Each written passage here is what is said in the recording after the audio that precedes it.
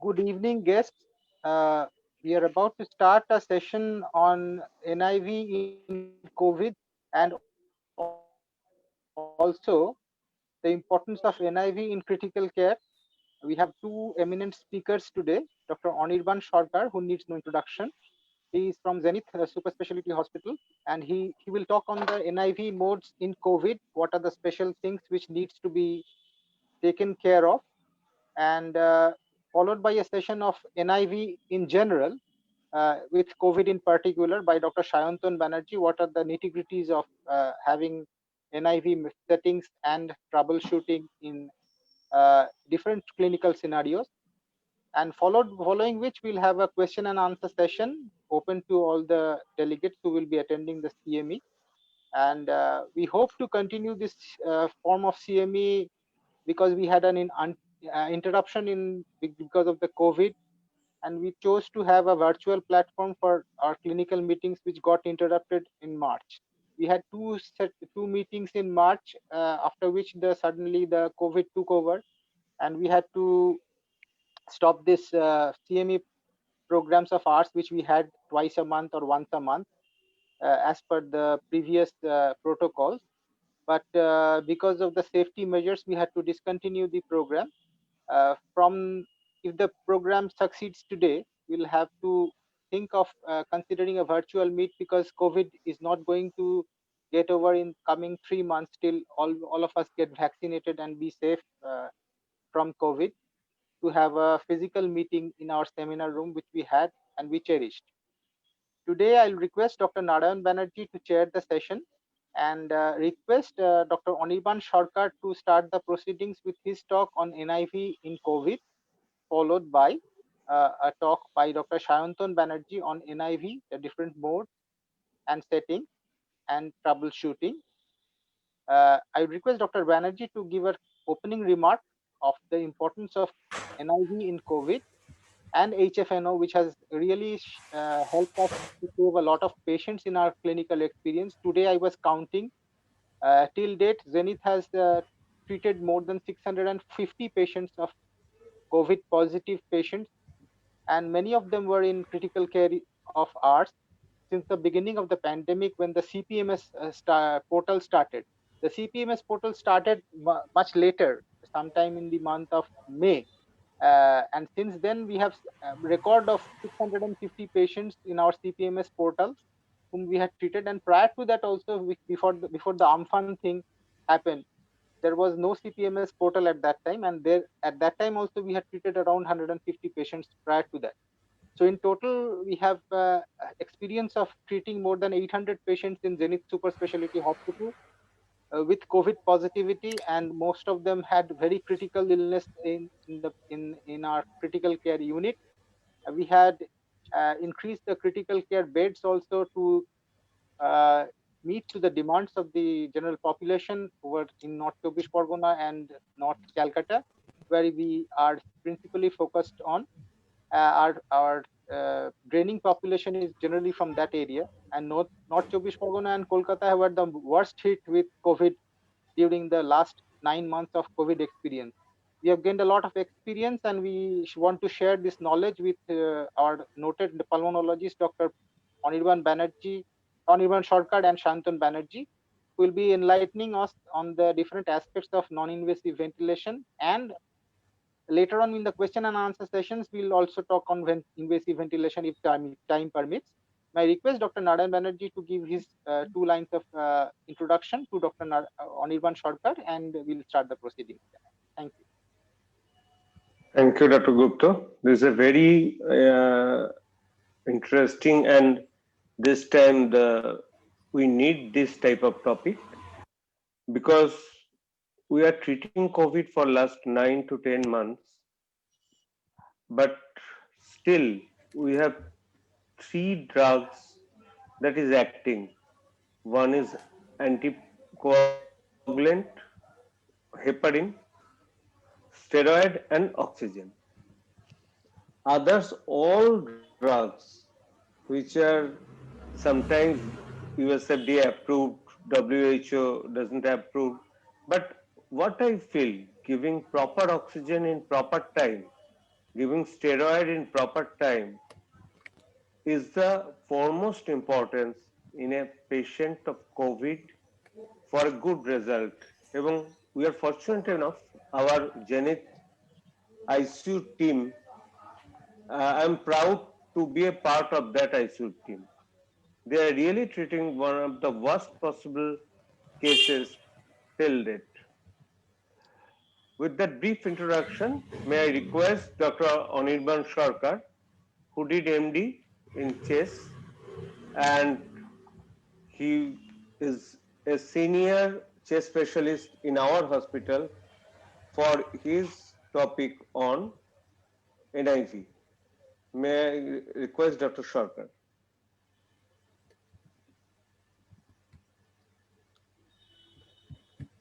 Dr. Sarkar, please. Ah, Thank you, Ananda, for your kind introduction. Just a minute, sharing the slide. Is it visible now? Yes, it is visible. Yes. Yeah. So what I will talk about is not about details of the use of NIV. That will be taken up by my next speaker, Dr. Shandan Banerjee.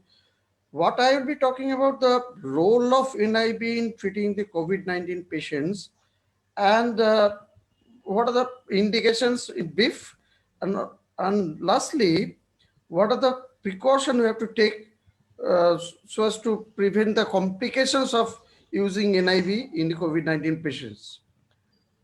Now, just a brief summary on this COVID-19. We all know the majority of the COVID-19 patients are having mild illness. They hardly require hospitalization, mostly require domiciliary treatment, and they get well. Some about 14% patients, they require hospitalization, requires oxygen therapy, maybe some requiring NIV, non-invasive ventilation, and only in 5% of patients, they are critically ill enough to require invasive ventilation or HFNO and other modes of treatment. So what I will be talking is only the brief summary on the use of the CPAP or BiPAP, CPAP and BiPAP. The BiPAP is called non-invasive ventilation in the COVID-19 patients. I'll be touching about on some of the guidelines like the WHO guideline, Ministry of Health and Family Welfare guidelines, survival sepsis guidelines, BTS recommendation, NHS recommendation, ATS recommendation, so on and so forth. I'll be just touching about on the salient points. First, the WHO guideline regarding the clinical management of COVID-19 patient in the WHO guideline. It is said that in selected patients with COVID-19 and mild ARDS, a trial of HFNO, non-invasive ventilation in the mode of CPAP, BiPAP may be used, and what the patients were likely to get benefit with this CPAP is this mild ARDS. That means where the PO2 FiO2 ratio is between 300 to 200, they are the best candidate for CPAP according to the WHO guidelines. So the WHO guidelines also details in just about detailing about on the guideline. They give a cautious recommendation that high flow oxygen therapy and NIV may be helpful in selected patients. But the important is to introduce a viral filter in the circuit. And NIV may also play a role if ventilators and ICU beds are unavailable. And again, this high flow oxygen, HFNO and NIV should only be used in selected patient with hypoxemic respiratory failure. The risk of treatment failure is high in patient with MARS or even in this COVID-19 patient being treated with NIV. And the patients what treated with HFNO or NIV should be closely monitored for clinical deterioration. Again, the clinical management protocol as outlined by the Government of India, Ministry of Health and Family Welfare, they also said that this high flow oxygen nasal cannula or non-invasive ventilation can be considered when this respiratory distress and hypoxemia cannot be alleviated after receiving only the standard oxygen therapy. The initial setting of NIV is pressure support of 5 to 15 centimeter of water adjusted to the tidal volume generated by the patient, and the PEEP should be to start with 5. It can be increased up to 10 centimeter of water. And FiO2, the oxygen should be given just to targeting the saturation of 94%. So target saturation should be 94%. And in case of if you are using NIV, that is a BiPAP machine, BiPAP ventilation, then the target should be target for this adjusting the pressure support. It's a PCO2. So that's the way to use the NIV or CPAP machine. There have been some concern about the whether this use of NIV can have a risk of spreading the disease among the healthcare worker. But it has been seen that NIV system with good interface fitting, they do not create widespread dispersion of the exhaled air and therefore should be associated with low risk of airborne transmission. And patients with ARDS, especially young children or those who are obese or pregnant, may desaturate quickly during intubation. So pre-oxygenation with 100% FiO2 for 5 minutes via face mask with reservoir bag or back valve mask, HFN or NIV, is helpful to prevent the hypoxemia, to dangerous level of hypoxemia during the procedure of intubation. So what's the importance is that the water, initially there has been very skepticism about using this NIV in this COVID-19 patient in the fear of spreading the droplet infection to the healthcare worker. But it has been seen with the interface, if the mask is good enough, having good enough fit with the patient face, they do not cause that much of risk of transmission. Again, the survival sepsis guideline, again, the trial of NIPVV is warranted in some patients who are not, whose oxygenation is not getting improved with oxygen therapy alone. So next is the FDA guideline regarding this CPAP or this BiPAP machine.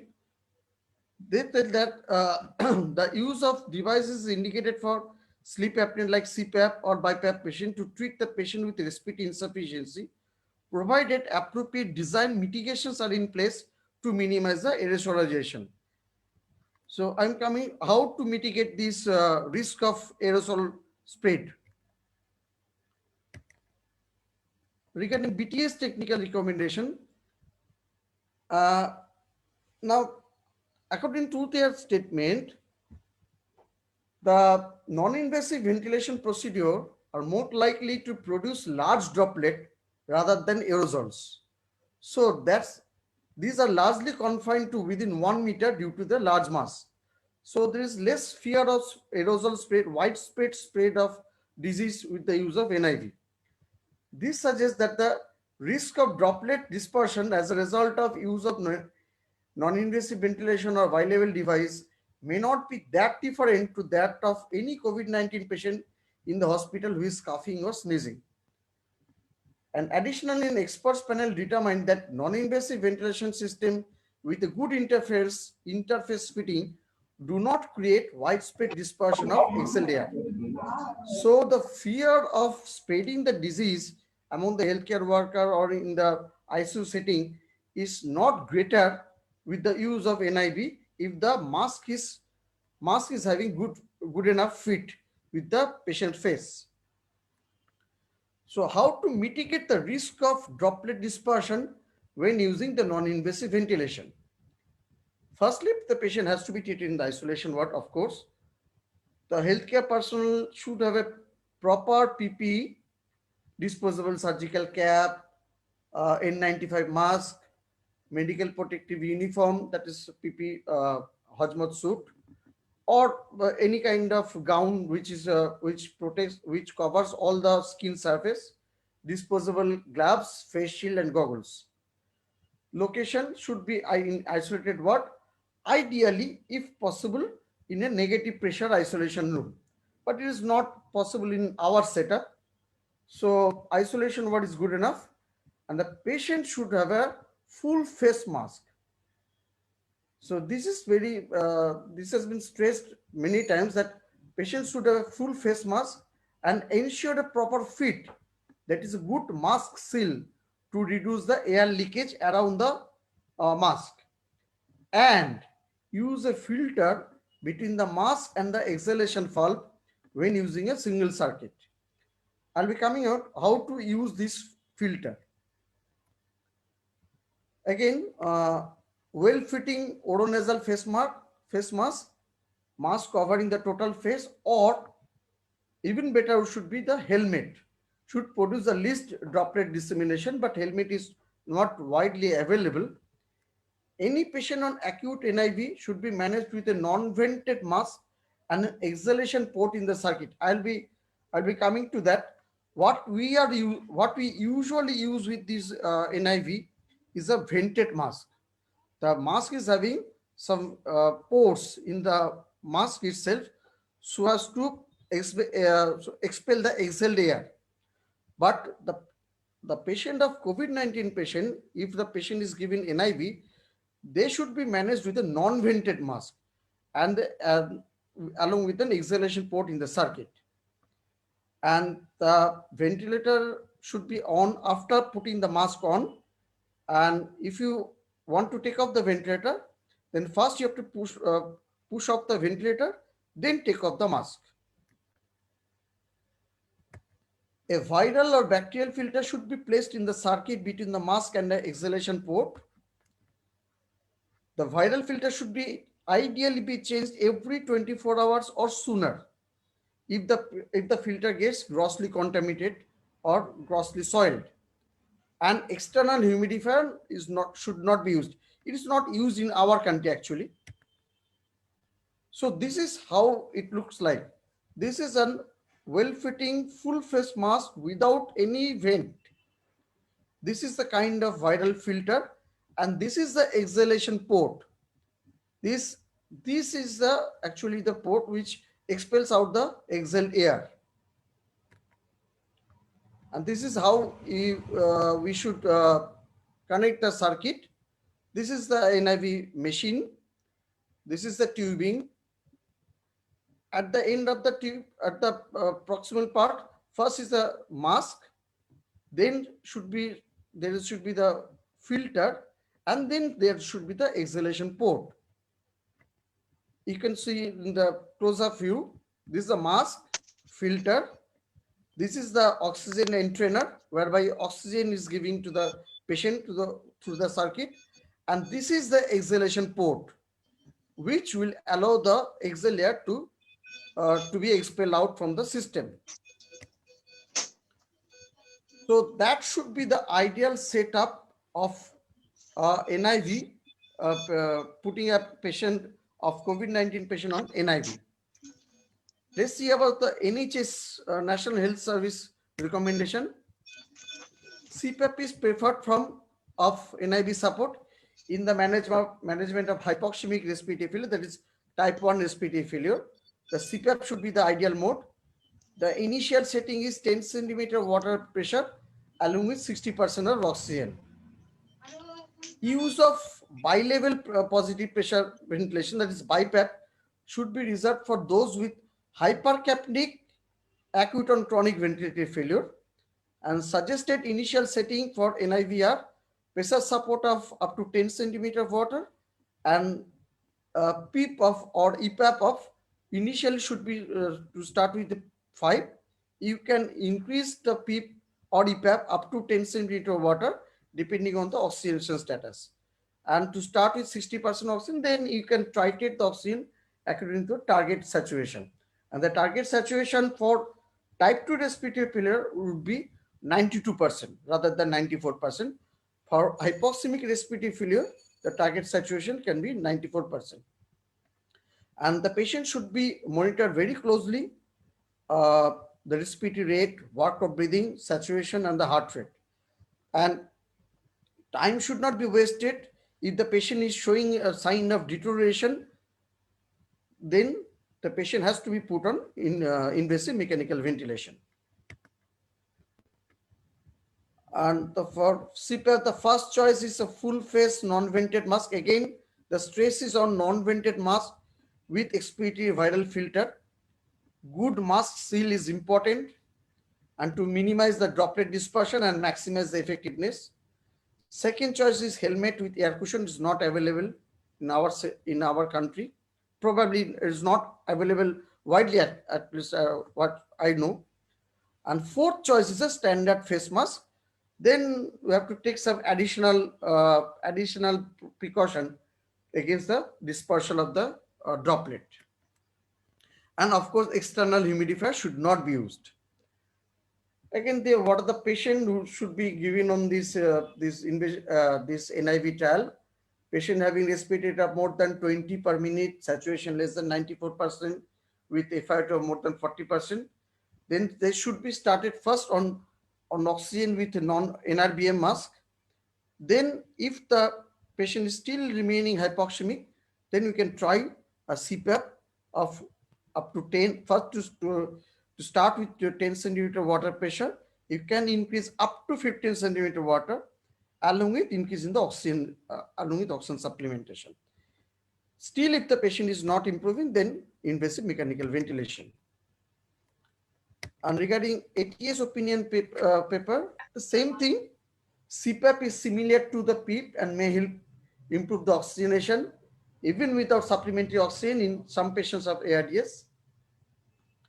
But for both CPAP and BiPAP settings, use of full face mask is the recommended strongly. Do not use vented mask unless the leak ports are sealed.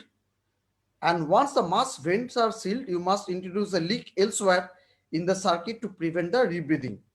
So ideally, a non-vented mask with a viral filter and an exhalation port should be the ideal setup to start NIV in a patient of COVID-19 patient. And default initial setting of CPAP, again, the same thing, 10 centimeter of water. To start with, you can increase up to the 15 centimeter of water. Beyond that, it is not useful to increase the CPAP pressure beyond that 15 centimeter water. If the patient is not improving, then patient might require other modes of oxygenation. You may try HFNO, and even if the HFNO fails, then lastly invasive mechanical ventilation. And if a patient is having type 2 respiratory failure, to start with of EPAP of 5 along with IPAP of 15 for mild cases.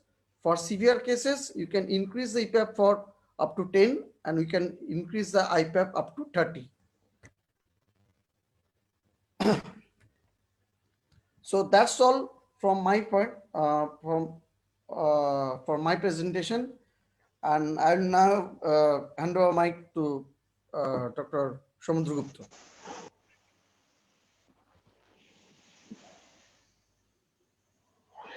Dr. Gupta, please.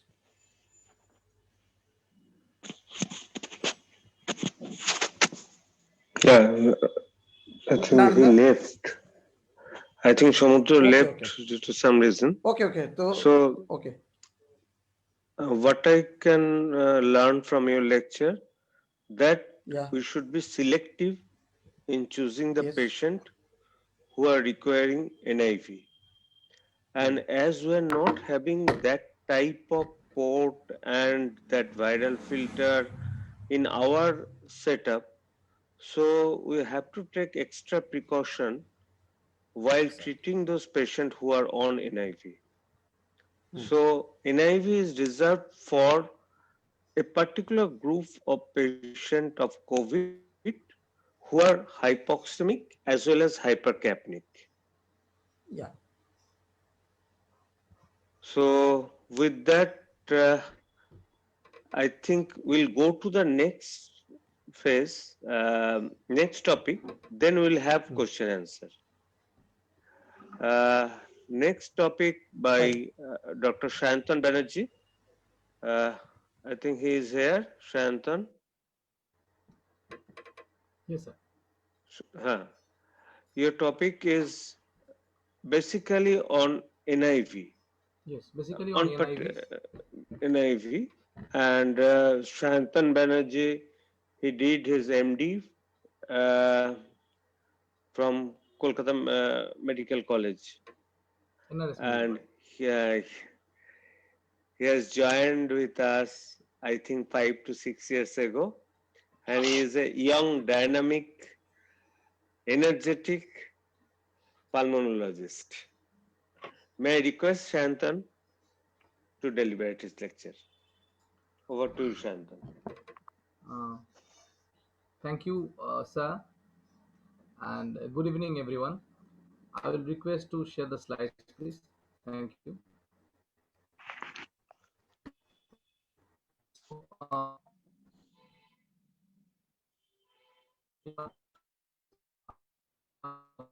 about uh, a bit about. Am I audible to all? Hello. Right now, you Am I are audible. okay? Huh. Okay.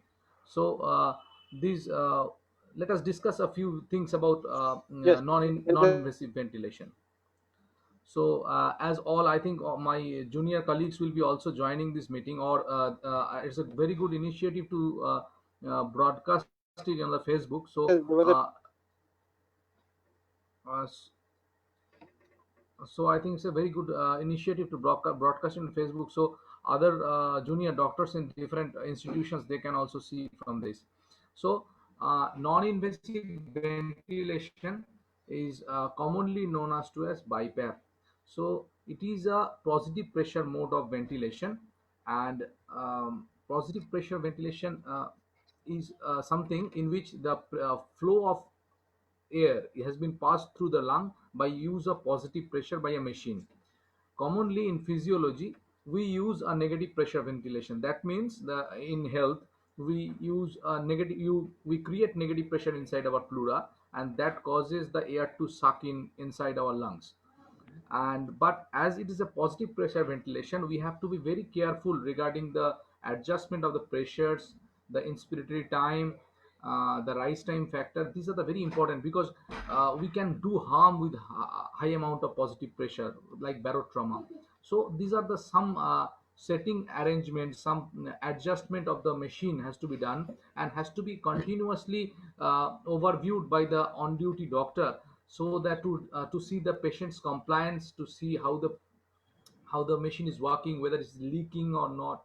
And definitely ABG after a few hours after onset, so that we can be sure the patient is getting the proper amount of oxygen, and the carbon dioxide are getting out of the body as well. So here is non-invasive ventilation is a bi-level ventilation. Not always, sometimes CPAP or continuous positive airway pressure ventilation is another one mode of non-invasive ventilation. So here we use two pressures. One is inspiratory positive airway pressure above a expiratory positive airway pressure. It is nothing. When we expire, when expiration occurs, after that the alveolus get collapsed in lots of area. So if we give some expiratory positive airway pressure, some pressure after the expiration occurs, so that will act as a air splint. That means that pressure will make the collapsed alveoli open. That was more recruitment of the alveolus. This is the scientific reason why we use CPAP in obstructive sleep apnea also.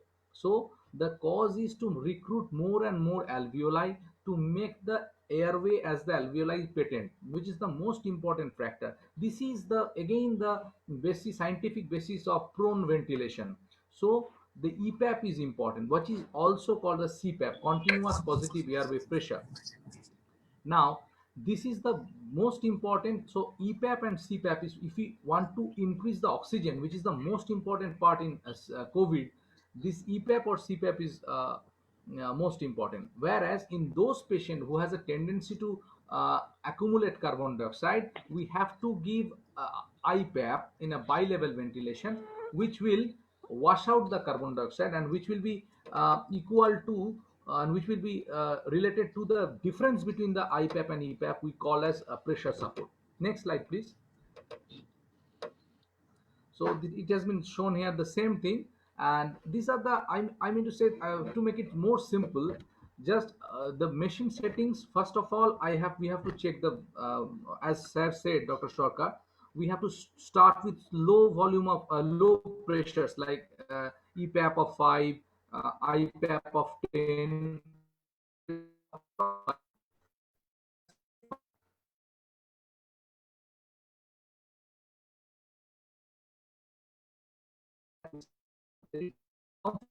patient. So we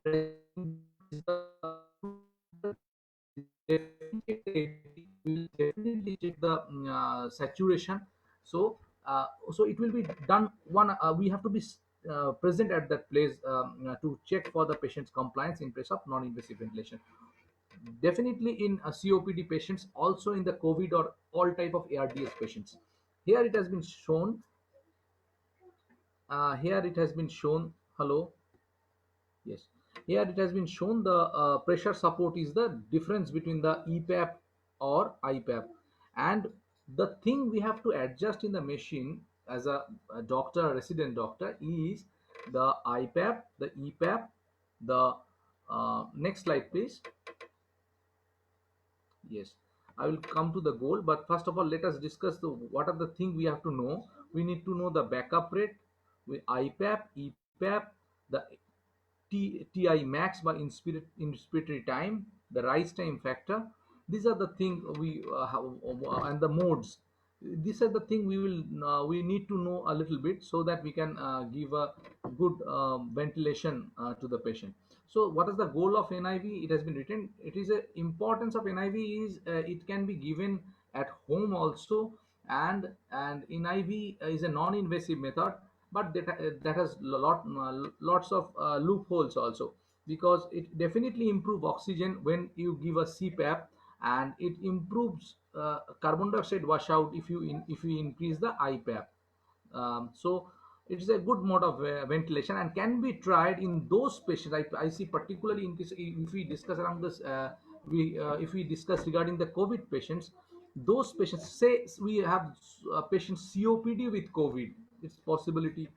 COVID encephalopathy patients, where these patients before going to ventilation, or I think those patients who have already received tocilizumab, because invasive ventilation may cause ventilator associated pneumonia. So before that, if HFNO is not working, we can recruit more or more alveoli by means of continuous positive airway pressure.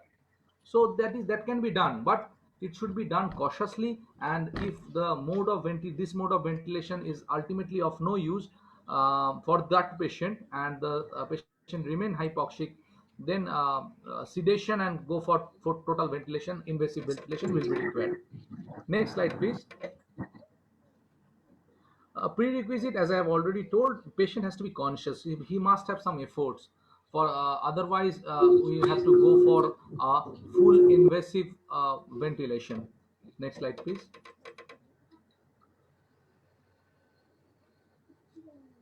Next slide, please. Okay. These are the advantages I have already told. This can be done for early, as no intubation is required for this, so it can be done in non-invasive way, and it is it's a better compliance compared to the invasive ventilation.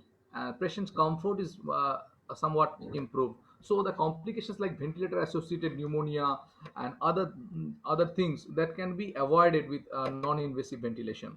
Although the scope of non-invasive ventilation is very narrow in case of COVID pneumonia. Next slide, please.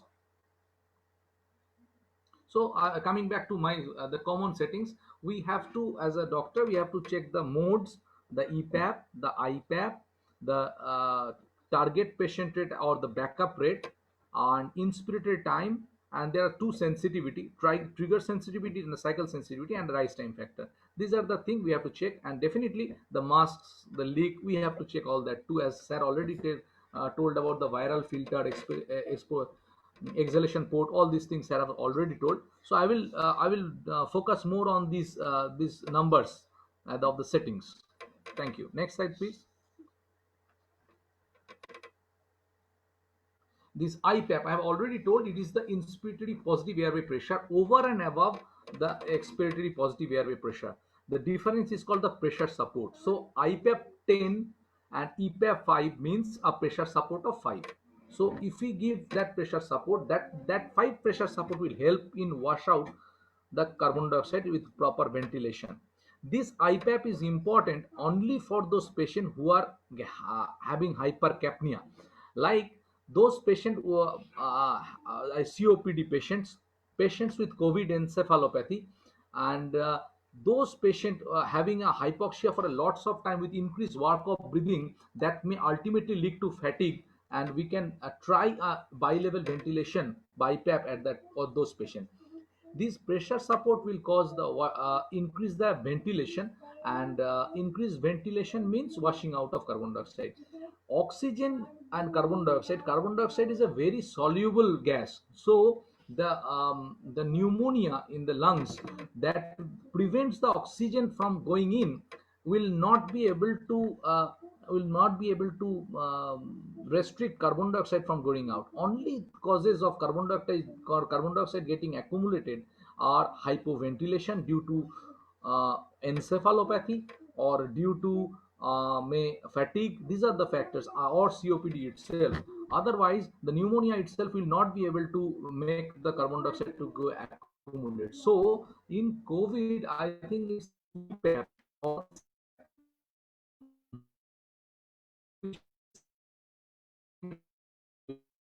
with 60% of FiO2. This EPAP or CPAP, that will cause a air splinting, and that will recruit more and more alveolus. We need more alveolus to to uh, uh, to to supply oxygen towards the blood. So to do that, the EPAP is the most important thing in the uh, COVID pneumonia. Next, please. Next slide, please. It has already have told. It is regarding the importance of CPAP or PEEP, as we all already know.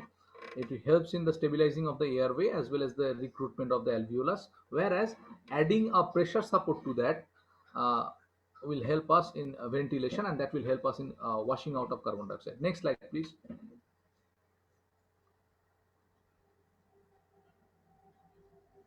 Next slide, please.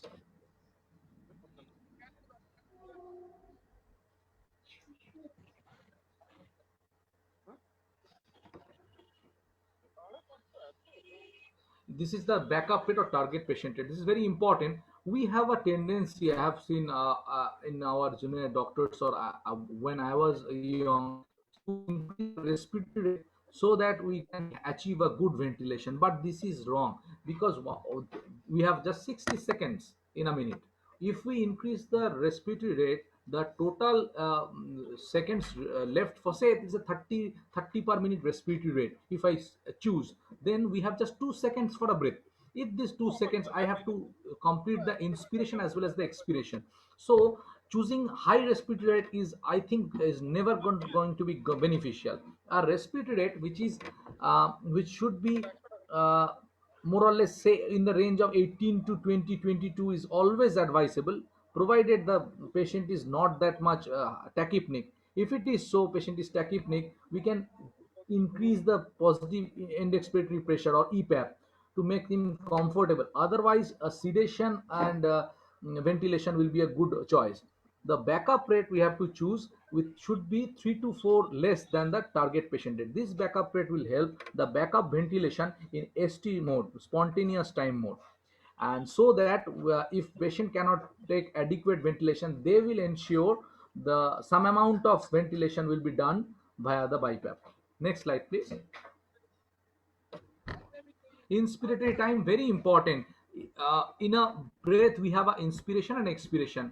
If we have say 3 seconds of time and you have to choose an inspiratory time. You have to choose it very cautiously and very intelligently. If a patient has hypercapnic, you have to bring down the inspiration time low, so that we have get adequate expiratory time to wash out the carbon dioxide, where washing out carbon dioxide is the factor. Whereas in case of hypoxic disease like COVID pneumonia, we have to increase the inspiratory time to a particular level, so that the lung which are not that compliant will be able to take some amount of oxygen with the pressure support we are giving. So this is very important. The inspiratory time, we have to increase the inspiratory time in case of COVID pneumonia. But in those cases, in invasive ventilation or even in non-invasive ventilation, when we try to increase the inspiratory ratio, there is high possibility the expiration will get compromised and there will be accumulation of carbon dioxide. So something called permissive hypercapnia will be there in those patients of in those patients of ARDS patients. That is up to 7.3 pH. We can allow this hypercapnia, and provided the plateau pressure and all these things, the lung is patient is doing well. Otherwise, if it is less than 7.3 and carbon dioxide getting accumulated, so we cannot increase the inspiratory time further. In that case, it's better to go for invasive ventilation and sedate the patient. Next slide, please. This is the time, very important. Check on the COPD as well as the restrictive, means the severe COVID ARDS.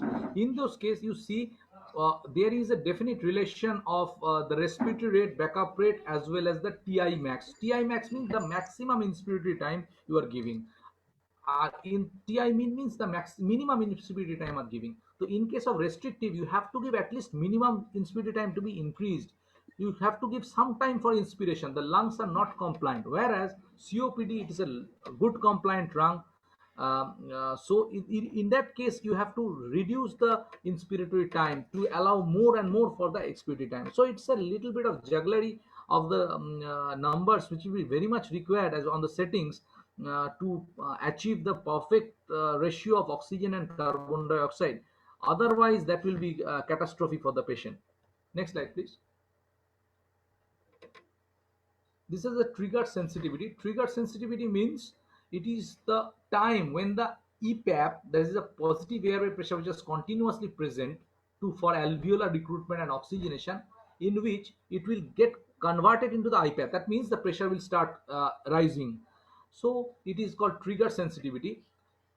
Next, please.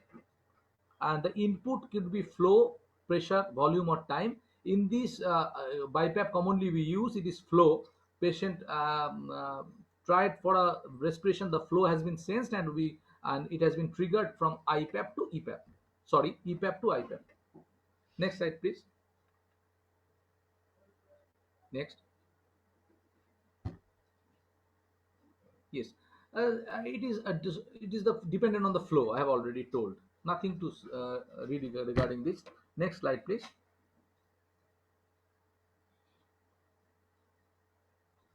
Okay, I have already told. Next. Yes, it has been all data has been shown in the patient values. Next.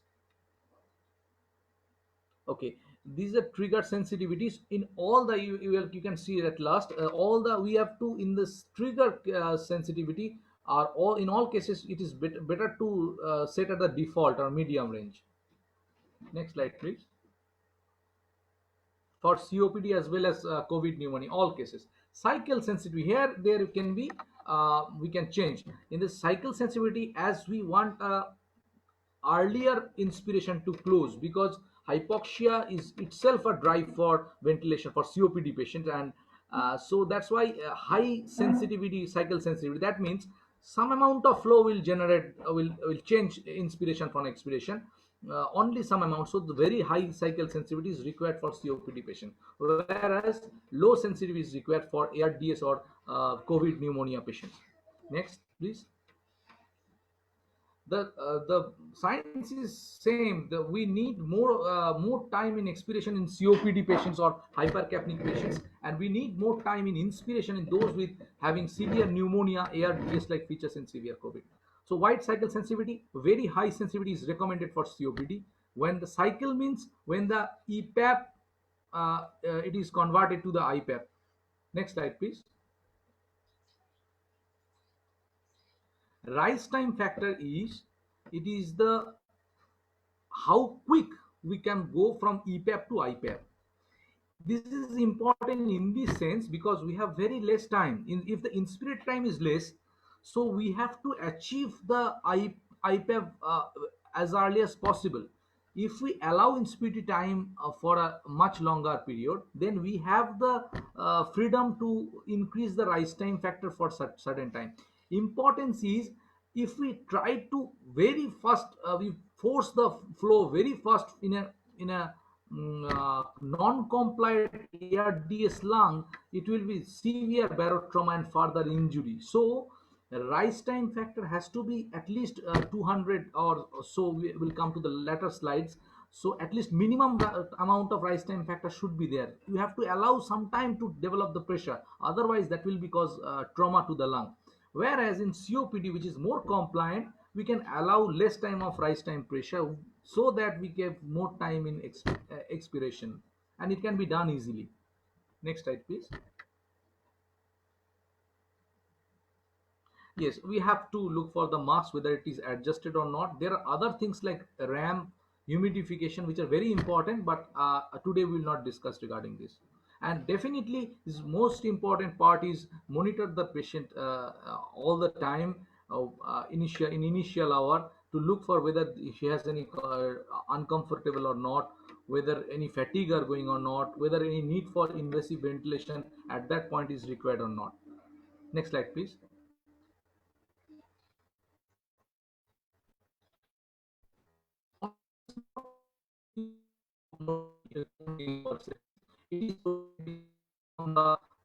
The respiratory rate is totally dependent on the patient.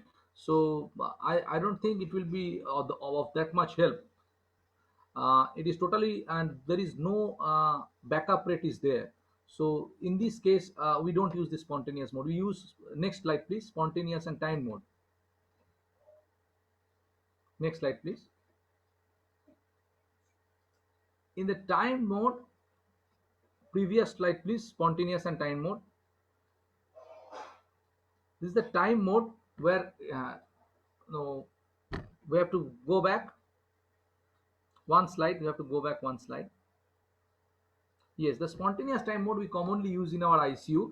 In this, we allow the patient to get a breath, and we can encourage the patient to please see when the force is coming and try to inhale on that time if it is possible for him. We can encourage the patient by like that. So it's a more chance of less chance of asynchrony and more compliance with this type of, and there is a backup rate here. So if the patient cannot take ventilation, then there will be some amount of ventilation will be provided to the patient. So risk are quite less. Next, please. This is a time mode only. There is a fixed rate and fixed inspiration time. We don't use this also. We use spontaneous and time mode, which is more patient friendly and compliant. Next slide, please. Pressure assist control. These are newer modes. This will ensure the pressure to be achieved. But the problem is, as with oxygen and carbon dioxide, they are just like two sides of a coin. Then pressure and volume is same as per Boyle's law. They are two sides of a coin. So when we try to achieve the pressure, it is possible the volume assured is not always be there.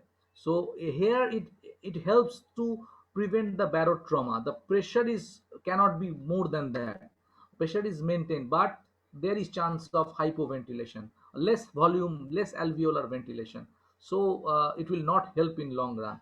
That's why we have the scientists have come with ideas like volume assured pressure control. Now, next slide, please.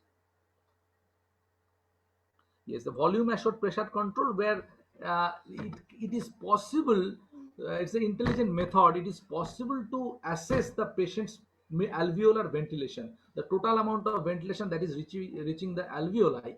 And if it is the ventilation is there is please change the slides because That much is not required. We have already still. Please, next slide, please. I need the graph. Yes, this is one. This is intelligent volume assured pressure support ventilation. This means the pressure itself, the pressure support, that means which is pressure support, that is the difference between the IPAP and EPAP. Pressure support is the support which helps us to wash out the carbon dioxide, whereas EPAP is the to give you the oxygen. Here is when there is hypoventilation, that means in the earlier part of the graph, when there is hypoventilation, that means the desired ventilation is less than the desired ventilation, the pressure itself gets increasing and come to the desired ventilation. And whenever the due to the patient effort or due to the more compliance or patient getting better, when it is more than ventilation has occurred, then the pressure support will come down to a lower level, so it auto adjusts itself. It's a good method, and it will more compliant and more helpful for the patient. And it will, I think it will be the mode of BiPAP in the near future. Next slide, please. Yes, I have already told this regarding IPAP, EPAP, and how it adjusts. This is very important. I have already told hypoventilation and hyperventilation both are bad. So some can cause volute trauma, some can cause carbon dioxide retention. So we have to fix a lower tidal volume, 6 to 8 ml per kg body weight, respiratory rate around 18 to 20-22 range, and we have to adjust the flow and IE ratio so as to ensure whether we need to carbon dioxide, need to wash out the carbon dioxide more, or we need more oxygen to be delivered. So we have to check on this and keep on seeing the patient as by means of clinical parameters, including saturation as well as ABG, whether the patient is improving or not while on BiPAP. If we are not confident that the patient will do good, then it's better to sedate and go for invasive ventilation, particularly in COVID pneumonia patients. Next slide, please.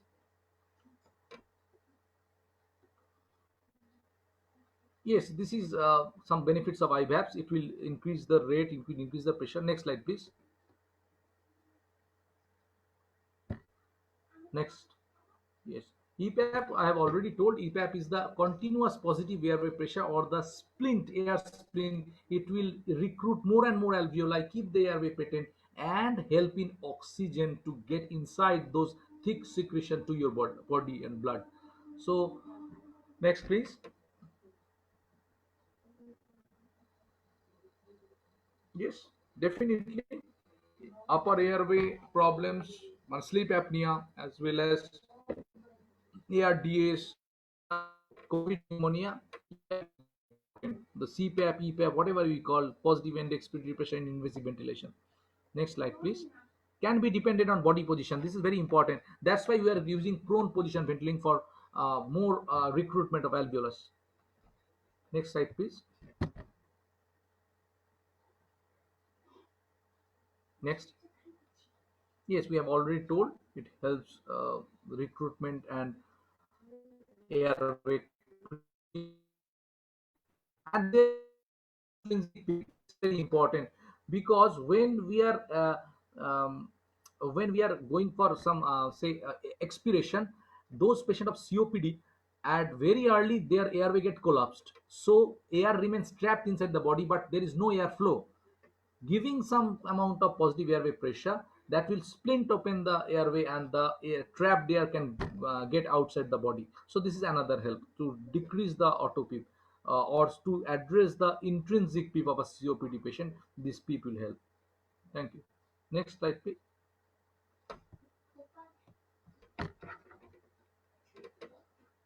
Okay, it is already known to us. Continue, please.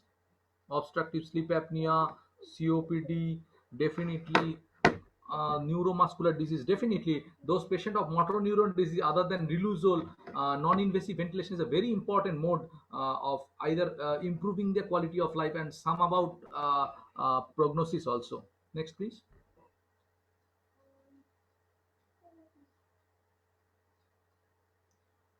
Yes, yes, this is already I have shown in this. When there is an apnea or when there is a hypoventilation, I have already shown the in auto adjusted IVAPs, the pressure support get increased and ultimately achieve the uh, targeted alveolar ventilation. Next, please. Next slide, please.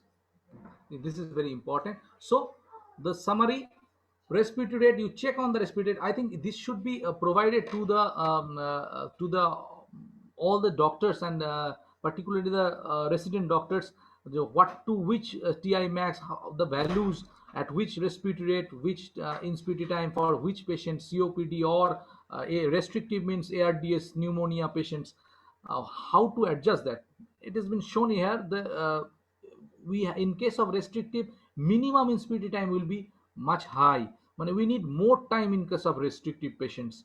We need more time to provide the inspiration, whereas COPD less and less time is be required, so we can give more time on expiration.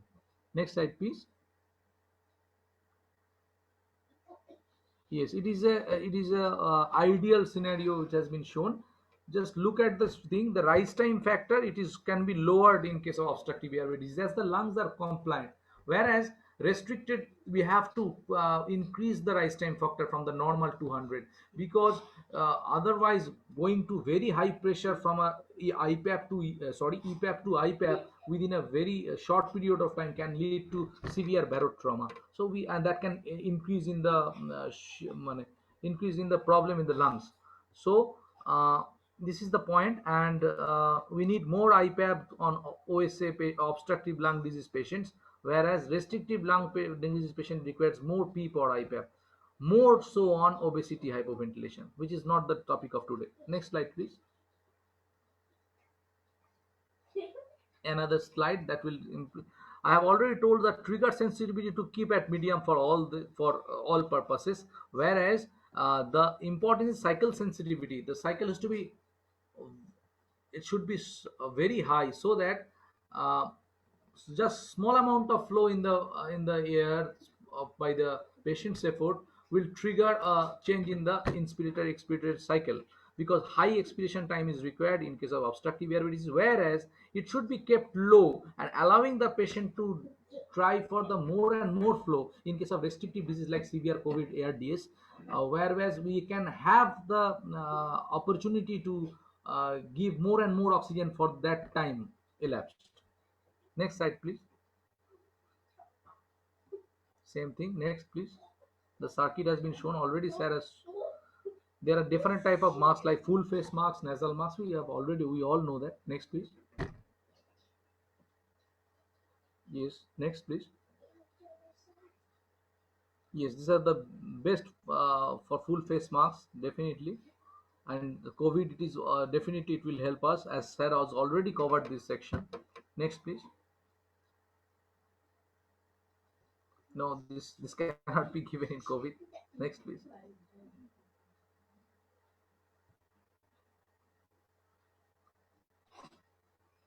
More about the, we can go through this troubleshooting, please.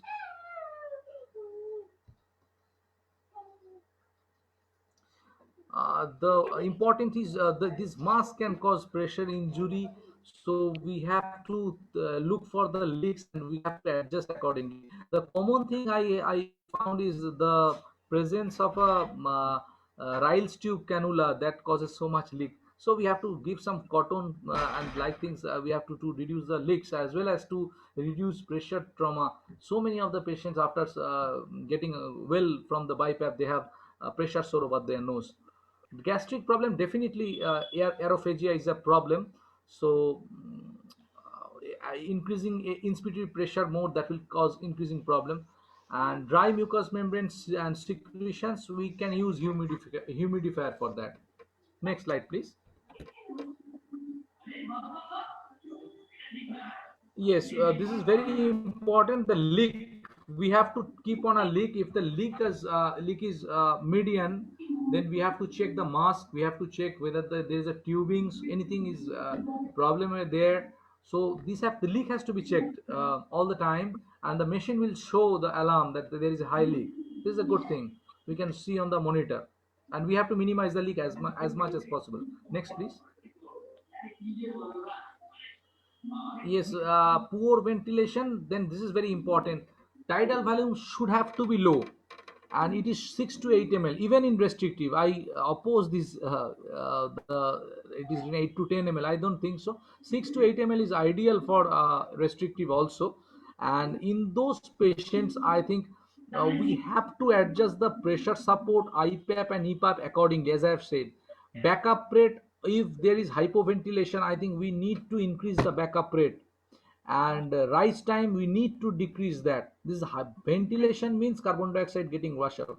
But I think this is more in case of COPD, not in case of uh, the severe COVID pneumonia, where we have the problem of recruitment of alveoli more. Next slide, please.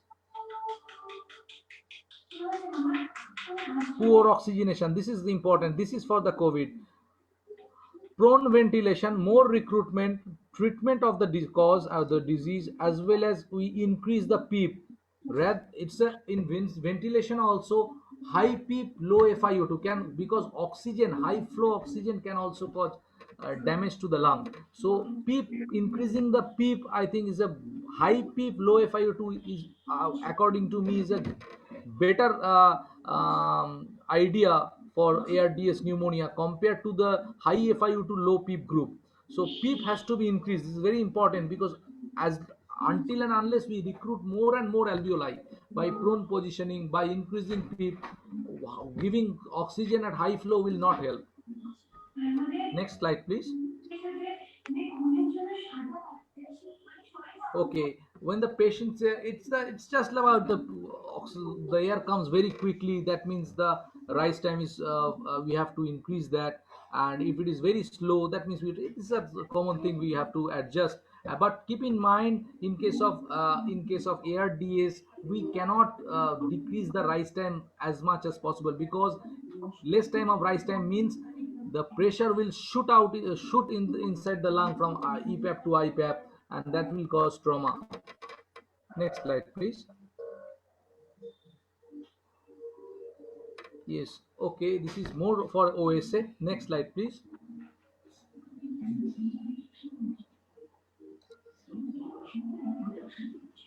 Next slide, please. Yes, to increase the oxygen, we can adjust the PEEP, FiO2 positioning of the patient, and definitely humidification is required, because next slide, please. Thank you all for listening to me, and I think I'm really thankful to all of you for making this possible in a COVID era, so that we can have such a good information on webinar. Thank you, sir. Thank you all. Thank you, Shayantan, for your excellent deliberation. And I would now request all the participants who have taken their precious time out to this program to join us in this COVID seminar with NIV. And I'll request all the August audience to put their questions, if it in the chat box or directly. You can unmute your button. May I ask the host to let all the participants remain unmuted, and so that they can ask their questions. I would request Dr. Narayan Banerjee to give a opening thing to this program after the two deliberations by Dr. Anirban Sarkar, who had excellently also put forward his views on NIV and COVID management with NIV mode of ventilation, and also to Shayantan for a brief overview of NIV, the different modes, and the coming days of NIV, where the artificial intelligence will take over, and the rising time and the inspiratory time can be managed by the machine itself, because these machines are getting intelligent day by day, and AI is coming in a big way in monitoring and also to the assessment of the patients by themselves. Because we are finding that a lot of patients are being taken care of by the resident medical officers, but they probably are not being able to give adequate time to the at the bedside of the patient. Moreover, the difficulty in patients management of COVID patients are because of the logistics which are available. The use of nebulization because of the chances of droplet infection causing healthcare workers getting infected by COVID was also a thing which was discussed by Dr. Anirban Sarkar in his talk. So in our experience, we have found that that the nebulization has to be given in some patients with COPD, who apart from the patients who are on invasive or non-invasive mode of ventilation, and we should be careful about the nebulization procedures, which generates a lot of aerosol. That is true.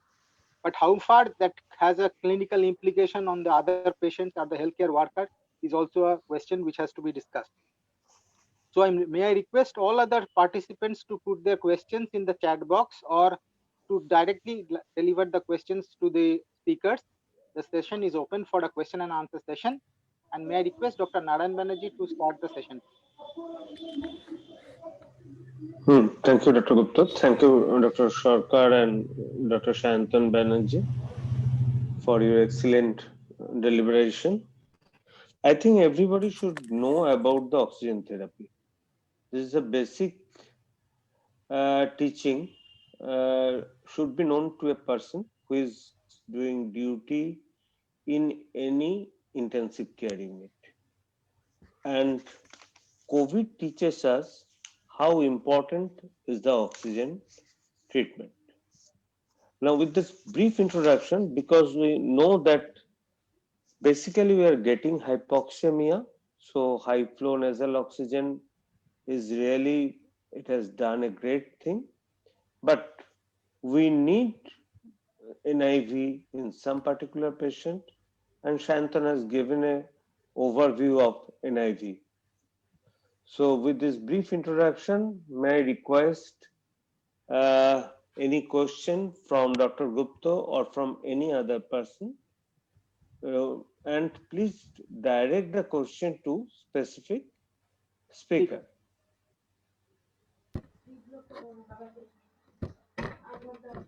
I think Dr. Somdra Gupta can start. Dr. Amit Chakraborty, Dr. Amit Chakraborty, he has put there. Ambarish,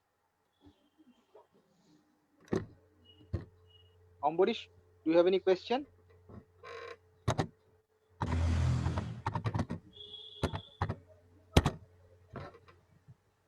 There is a question from Dr. Amit Chakraborty, sir, as Dr. Banerjee touches the point, but please inform us there is the prima facie evidence or symptoms by which we can easily determine we should put the patient in CPAP or at bilevel at the start. This is a question from Amit Chakraborty. I may request Dr. Shantanu Banerjee to take up the question.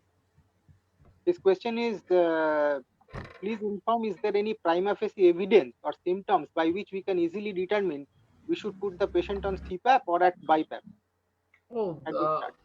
evidence I cannot say at this moment, because COVID patients, the COVID is for last few months.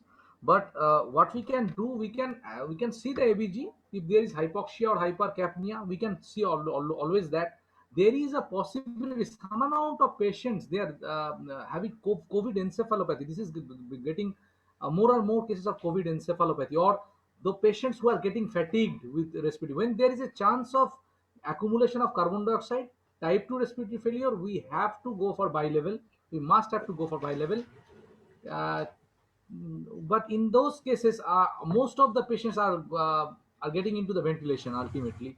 But those where carbon dioxide is not that issue, accumulation of the carbon dioxide, then we can try CPAP for recruitment of more and more alveoli. Any inputs from Dr. Anirban Sarkar? No, it's more or less the same. So basically, patient, we have to remember CPAP is basically for type 1 respiratory failure and BiPAP is basically for type 2 respiratory failure. So any patient showing signs of carbon dioxide retention like drowsiness, flapping tremor, like that, along with hypoxia, then that patient is a candidate for BiPAP patient, bilevel ventilation.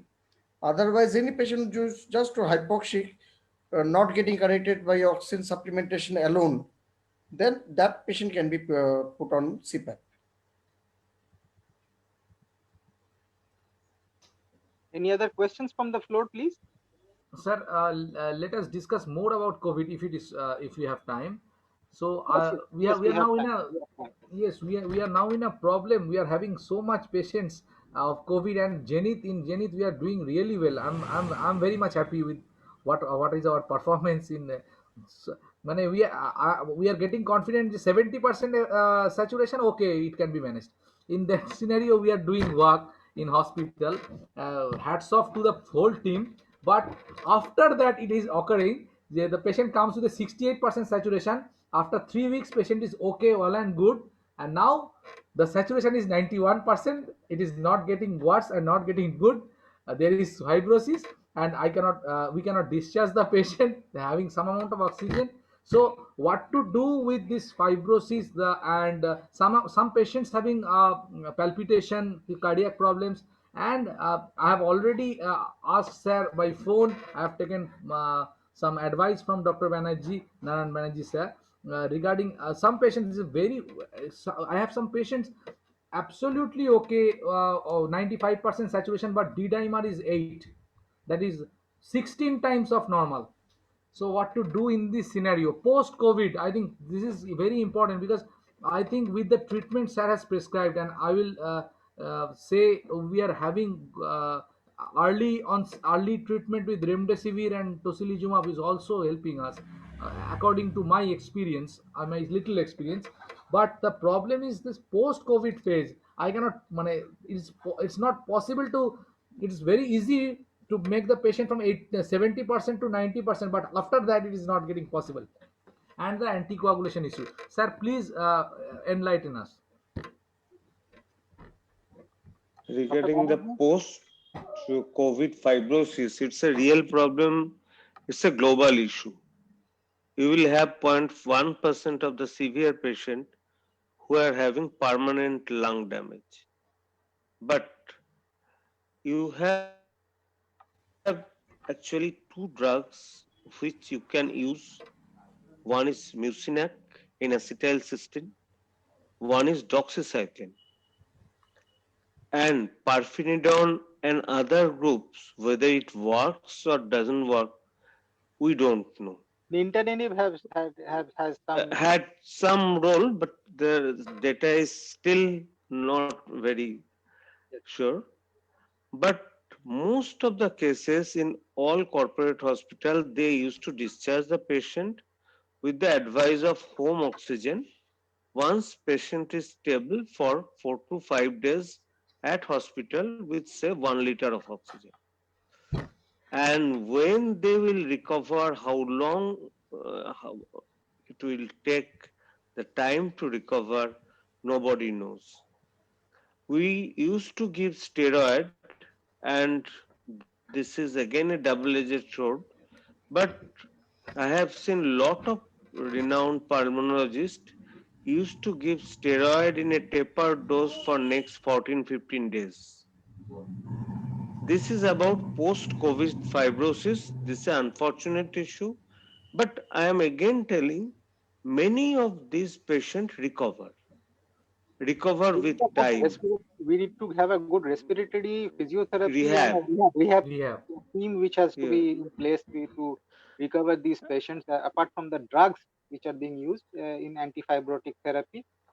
And one question from Dr. Konok Kayan, sir, for patients with COPD undergone COVID treatment post hospitalization, preferred treatment protocol, does NIV play any role in home ventilation? And deviating from the topic, Dr. Parthaputim Ghosh has asked, we will like to have some input if HFNC is possible. So we'll take up the issue of HFNC later on. One question directed from Dr. Kankayan to Dr. Shayantan. Sir, Yes, for patients with COPD undergone COVID treatment post-hospitalization, preferred treatment protocol, does NIV play any role in home ventilation? yes, definitely. NIV helps in home ventilation in India also. We are using at home BiPAP are using several COPD patients are using BiPAP at home. Some of them at night, some of them all the day. So if COVID causes some amount of lung fibrosis and some amount of lung damage to those patients with COPD, definitely there will be more trouble to their lifestyle. So I think giving a NIV at home, which can be manageable, provided the patient relatives or the caregiver should be given adequate knowledge about the amount of oxygen. Thus, we see so much patient having high flow of oxygen in COPD patient where saturation 88% is enough for them, and we can allow 85% while they are asleep. This knowledge has to be given to the patient relatives that you cannot give more and more oxygen. If you need more and more oxygen, please hospitalize the patient, and it is only 85. We have to let them know about the red flag signs when we have to shift the patient to hospital. Otherwise, BiPAP at home can be definitely given to any COPD patient, and that will help in quality of life. May I have a question to Dr. Naran Banerjee from Sayantan Banerjee? We had the incomplete session discussion on that. Sayantan had asked because we are seeing a lot of prescriptions from other corporate hospitals also, where they have given in the post-discharge oral NOAC. Because injection low molecular weight heparin has been given for 7 to 14 days in the hospital setup or post-discharge, and now they are giving a lot of patients on NOAC. So his input on the use of NOACs because it's a prothrombotic state. We know COVID is showing a lot of problem with the coagulation disorders, and pulmonary microembolism is a thing which was in discussion, and the patient has been immobilized for quite some time. So do you recommend NOACs post discharge? Yeah, it's almost like orthopedic surgery. If you do a knee replacement or hip replacement, the orthopedics they used to give a Clexane day before the operation, and post-operative they started NOAC for 15 days. Now the corporate hospital policy, what I have seen, they have stratified the high risk group, those who are obese, those who are having other comorbidities of procoagulant states, and like diabetic. So they are giving all of them 15 days NOAC. I don't know. Recently, the guideline of you can tell me. You have sent me only yesterday the post-COVID management, the government policy, Yes. whether they have added or not. Yeah, Oral NOAC? that's Oral may I NOAC? interrupt? Yes, Yeah. yes. May I interrupt? Yes, on it. I've just got I've just gotten one guideline of management of post-COVID complications from West Bengal government, and I posted in our group also. Yes. There has been You some post. clear there are clear guidelines when to use these low molecular, I mean this NOAC, when to use the steroid. They are actually advocating the low dose steroid for about 6 weeks, I think.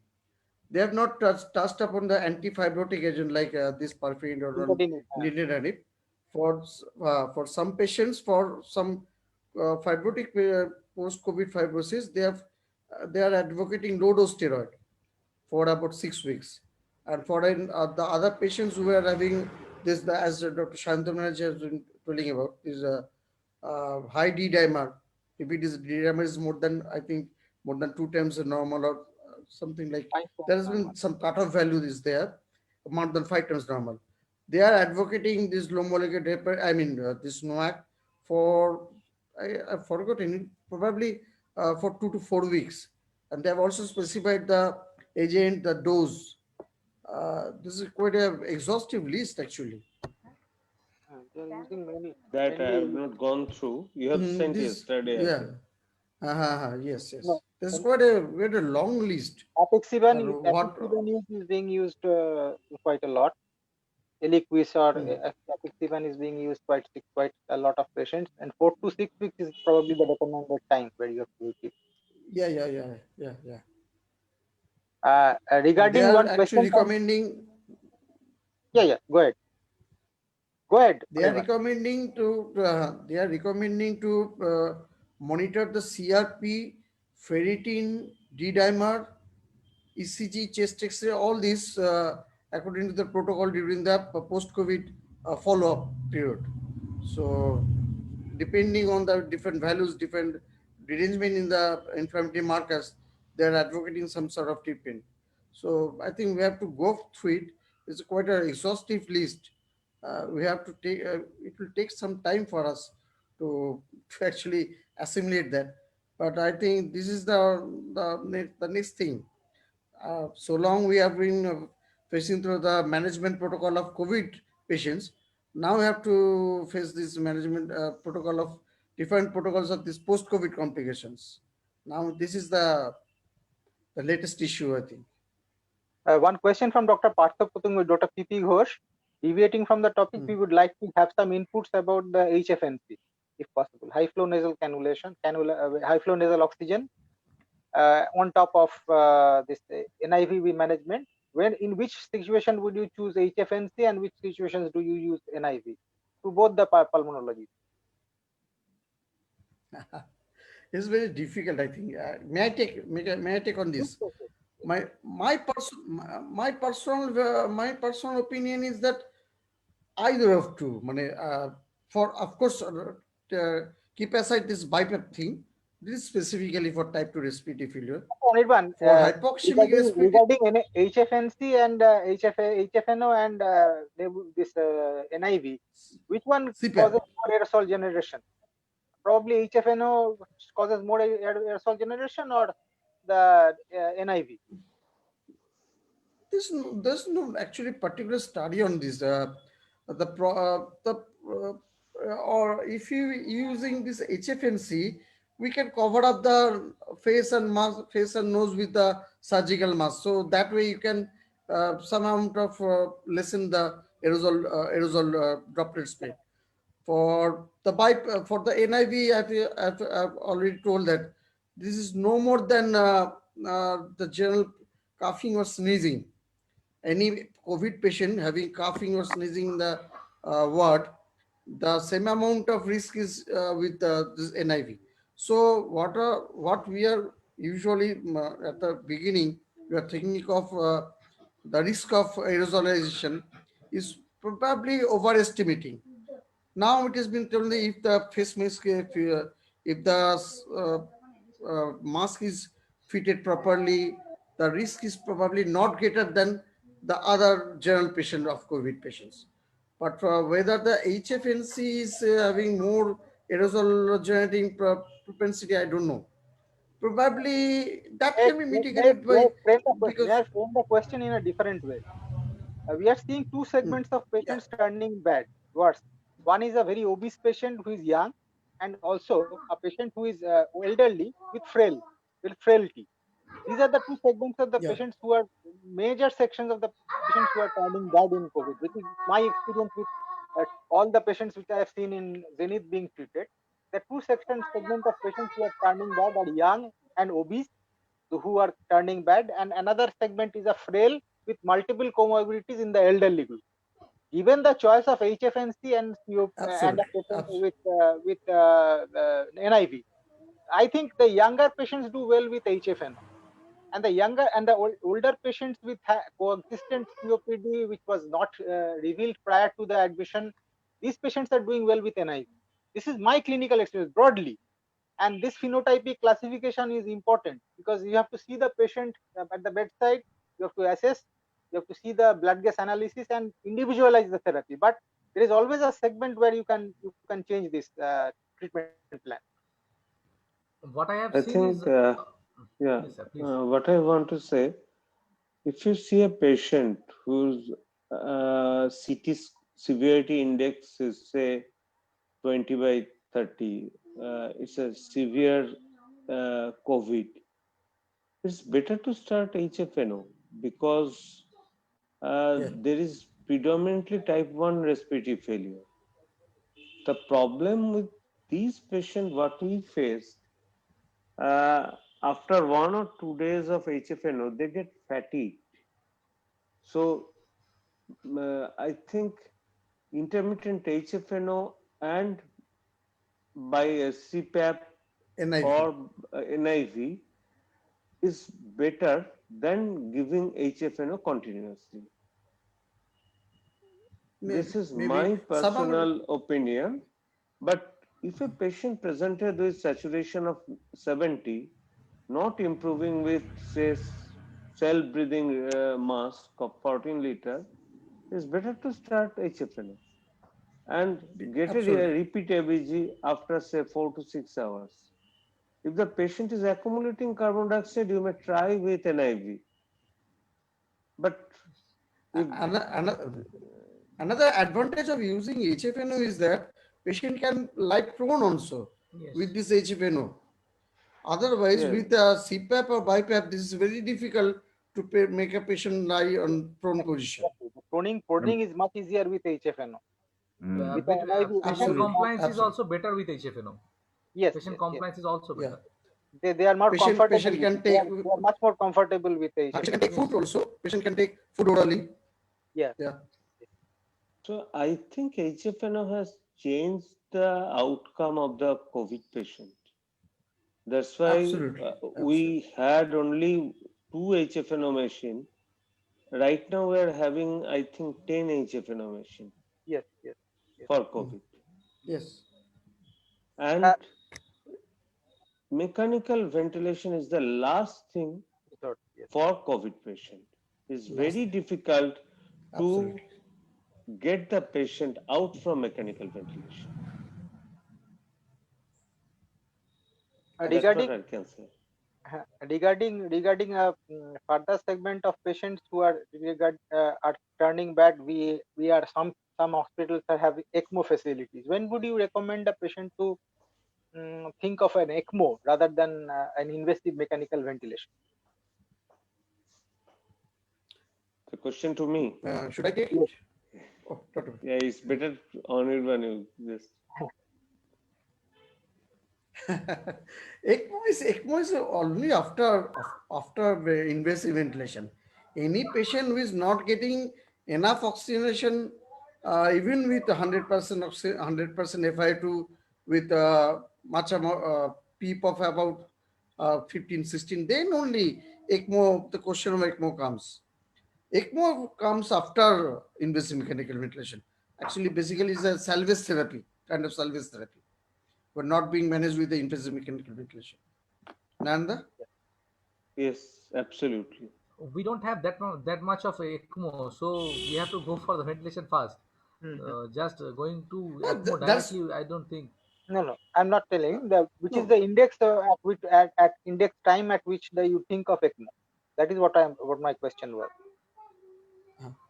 Any patient which not maintaining saturation enough oxygenation even with the highest possible ventilator setting, even after prone ventilation, etc., and patient is still getting hypoxic, and patient is still the multi-organ dysfunction is not been started. This is the high time to put the patient on ECMO. What is the risk of having barotrauma and pneumothorax in patients of COVID? What is your experience? We have seen some 2 or 3 patients, but mostly related to some amount of procedure related. But there is always a risk of barotrauma with COVID patient because of the lung physiology. Once the lung gets stiffened, and if we go on putting the air inside, trying to push the air inside, there's always a chance of barotrauma. This is just a question of lung physiology. Uh, Shantan? Yes, sir. It's very difficult. Positive airway pressure ventilation. It can anytime cause pneumothorax.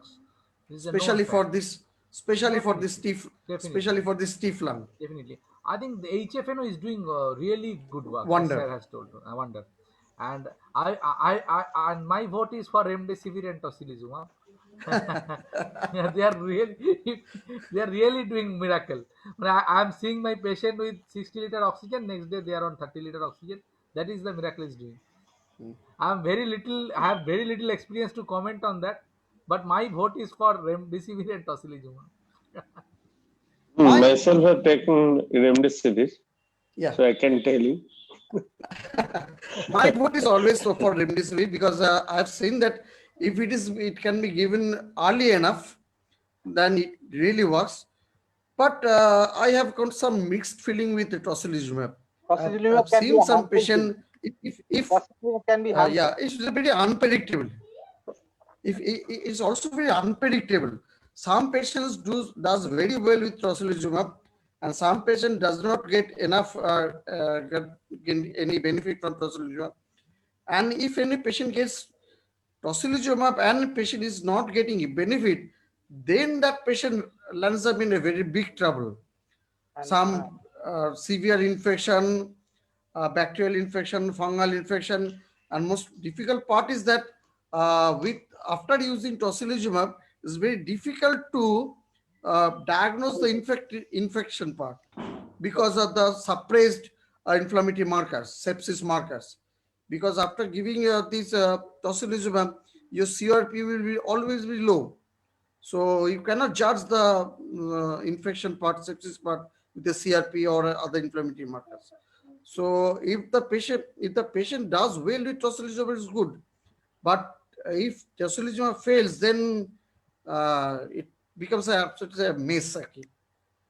I've seen some patients, my experience is probably this tocilizumab is a kind of pro-fibrotic agent.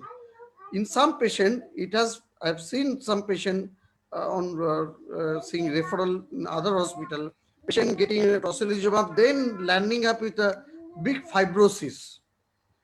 I don't know whether this tocilizumab process itself more fibrosis than the I disease think it is. is the disease process because Maybe tocilizumab is given only to the severe patient.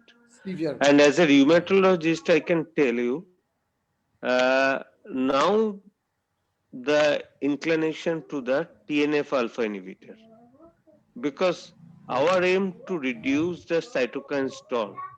And what are the interleukins involved? How many interleukin you can stop by giving TOSI and other? Yes. It's only stop IL-6. There are some other drug which can stop IL-17, but it is better to give anti-TNF agent. Say, give adalimumab. So there are research is going on to prevent cytokine storm on TNF alpha because the only problem for them is tuberculosis. Tuberculosis. No, TB. no other immune suppression. That's what I can say from Yes. rheumatologist point of view. I think we had a wonderful session. I must thank ResMed and Tribeca Care for arranging this platform for us to have a virtual meet on COVID and NIV. I think there are no more significant questions in the chat box, and if there are no more further questions from the floor, we'll end up the session. Thanks to Tribeca Care and ResMed and all those who participated from Zenith and outside Zenith for having a wonderful interaction on this wonderful topic. May I request Ms. Alka Dr. Gupta from, Chandragupta, yes, yes, audible. I can see one question. Can I use nasal mask for bilevel? No. The answer is no. Bilevel ventilation is only you can use with a full face mask, not with a nasal mask. Nasal mask is only for the CPAP, and that too for only this OSA group of people, not for other hypoxemic respiratory failure. So that's all from me. So, as So all anyone? good things has to come to an end, we are closing the session today.